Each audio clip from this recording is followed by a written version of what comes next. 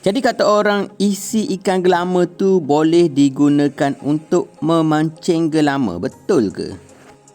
Awal-awal pagi saya ke pantai, jadi hari ni plannya untuk memancing gelama. Dah ramai rupanya tengah mancing, mungkin disebabkan hari ni cuti Hari Malaysia kan. Jadi selamat Hari Malaysia sahabat-sahabat. Semoga negara Malaysia tercinta ini sentiasa aman, maju dan sejahtera. Jadi ini dia strike gelama yang pertama.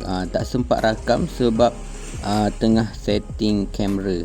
Alhamdulillah, sepertinya permulaan yang baik hari ini. Mantap.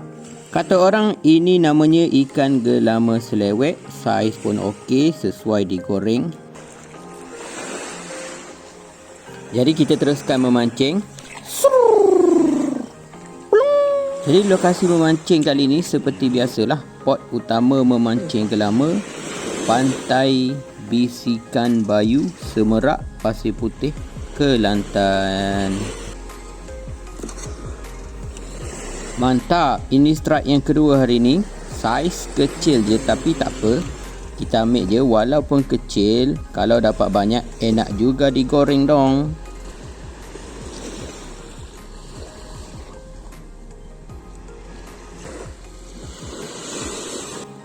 Zup, strike. Ini strike yang ketiga sahabat. Tapi strike yang ni saya sedikit keraguan sebenarnya.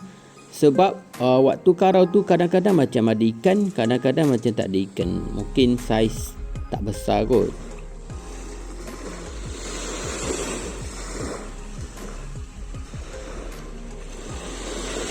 Dan setelah dinaikkan ternyata ada ikannya tapi saiz bocil.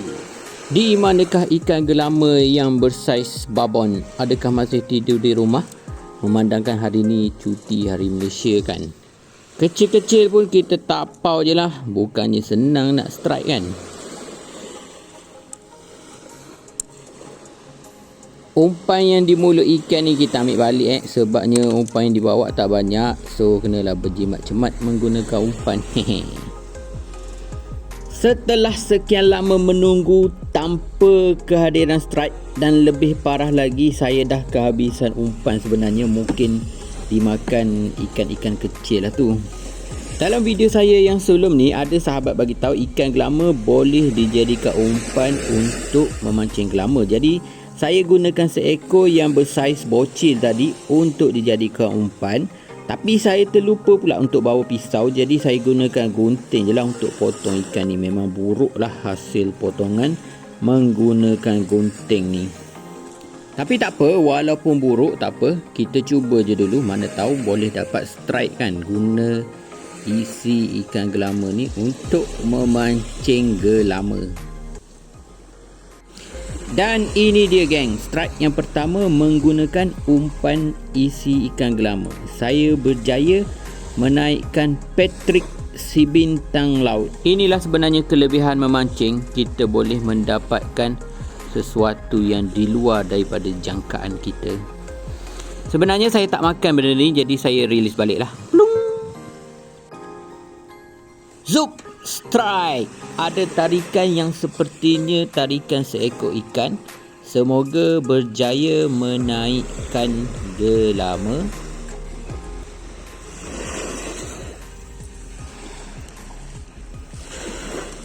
Akhirnya umpan gelama berjaya menaikkan gelama. Mantap. Jadi memang terbuktilah ikan gelama boleh dijadikan umpan untuk memancing gelama. So lepas ni tak perlu risaulah kalau memancing gelama tak bawa umpan banyak pun, asalkan ada strike jadi boleh dijadikan umpan. Yang penting kena standby pisau lah. Sebenarnya gelama tadi tu adalah yang terakhir strike untuk hari ni. Saya pun dah mengantuk menunggu ikan yang tak kunjung tiba. Hari pun sebenarnya dah mula panas. Saya pun menamatkan aktivitas memancing hari ini dengan perasaan yang sedikit hampa. Jadi sahabat, inilah hasil pancingan hari ini. 3 ekor je, 4 sebenarnya, tapi seekor lagi telah dikorbankan sebagai umpan lah. Walaupun sedikit, tetap harus bersyukur. Jadi ikan yang dipancing ni terus digoreng, memandangkan perut pun sudah berkeroncong con. Ikan yang dah masak tu kita angkatlah, sebab kalau biar lama sangat nanti hangit tak sedap.